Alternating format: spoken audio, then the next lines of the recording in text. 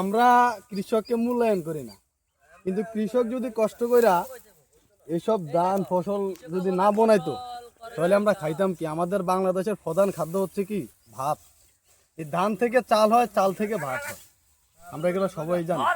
এখন সবাই যদি বড় বড় চাকরি করতো, ব্যাংকার হইতো, ইঞ্জিনিয়ার হইতো, তাহলে এই ফসল বনাইতো কে? আল্লাহ ওরকম ভাবে রিজিক বন্টন করে দিছে আমাদের মাঝে। তো আমরা কৃষককে কিন্তু মূল্যায়ন করি না, আমরা কৃষককে মনে করি গরিব। কিন্তু আসলে কৃষককে আমরা মনে করি আমার নিজ থেকে যে কৃষককে আমরা একটা সম্মানের জায়গায় নিয়ে পৌঁছানোর দরকার। কিন্তু আমাদের বাংলাদেশের ভিতরে সবচেয়ে অবহেলিত কৃষক ভাইয়েরা। তো আমরা চাই এটা চেঞ্জ করতে হইব, ঠিক আছে?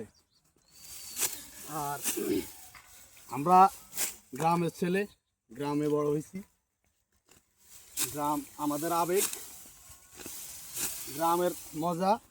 ঢাকা শহর ইট পাথরের শহরে না থাইকা গ্রামে আসেন, গ্রামের ফিল নেন, ন্যাচারাল পরিবেশ। শীতকালে যে কি মজা গ্রামে, না আসলে বুঝতে পারবেন না, বুঝছেন?